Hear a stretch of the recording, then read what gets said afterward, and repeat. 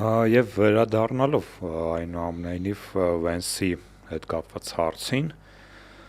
երբ պարզ է, որ անգամ իր թիմում կան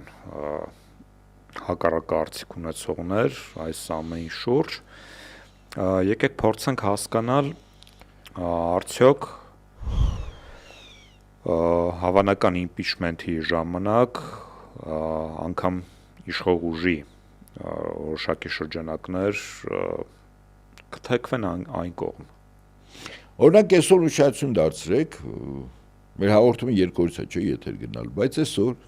Տրամպը ելույթ է ունեցել, կամ երեկ գիշեր հաշվի առնելով մեր ու Ամերիկայի ուղերձ 12 ժամվա տարբերությունն է հիմնականում։ Ասում է, որ այն ընտրություններին, որտեղ ինքը պարտվեց, Չինաստանի մասնագետները, հակերները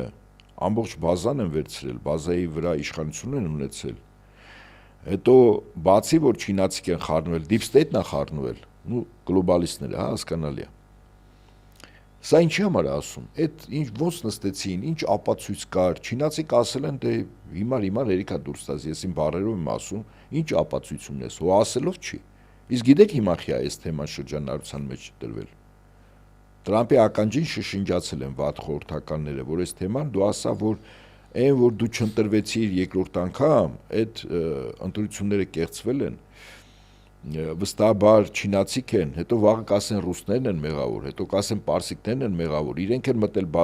բազաներում նկարչություն են արել, դա համար դու չես ընտրվել։ Ինքը նախապատրաստում է նոյեմբերին իր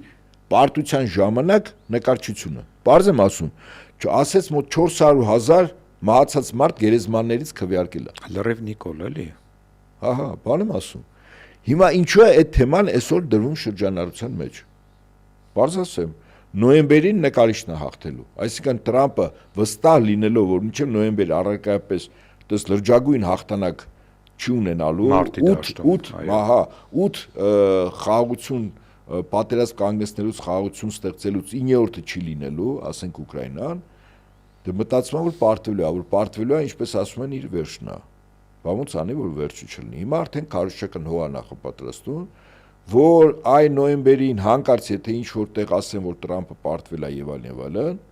թեև Նիկոլը կարող է խորհուրդ տա իդեպ ասի, մի ժամ հետո ձեր հաշվարկը չավարտած, նոր սկսած,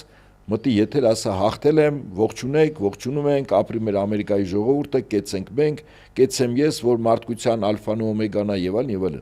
Ազգային գվարդիային էլ հրամայի բոլորին ձերբակալել։ Հա, ով որ դեմ։ Ես էլ ձեզ ժողովրդավար ամերիկան, ես միշտ այս ժողովրդավարության մասին որ խոսում եմ, այդ թվում նաև Հայաստանում ժողովրդավարության մասին, հիշում եմ այդ հայտնի խոսքը, որը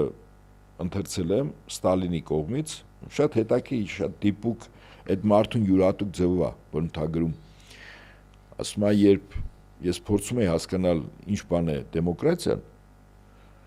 ամերիկյան, հա, ես հասկացա, որ դեմոկրատիան ինքը ժողովրդավարությունն է, այսինքն ժողովրդավարությունը նույնն է թե ժողովրդի իշխանություն։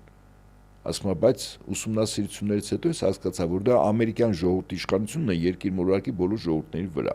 Այս է ձեր ժողովրդավարություն։ Պարզ եմ ասում, ինչ բան է ժողովրդավարություն։ Այսինքն որ բան որ պետք է երկակի ստանդարտներ, չէ, օգտագործեն։ Հիմա այդ երկակի ստանդարտներ, այսինքն Ամերիկայի ժողովրդի, դա Ամերիկայի ժողովրդի իշխանությունն է, Ամերիկայի իշխանության բոլորի վրա կառավարում ունենալու ունակություն ու հնարավորությունն է, սա է։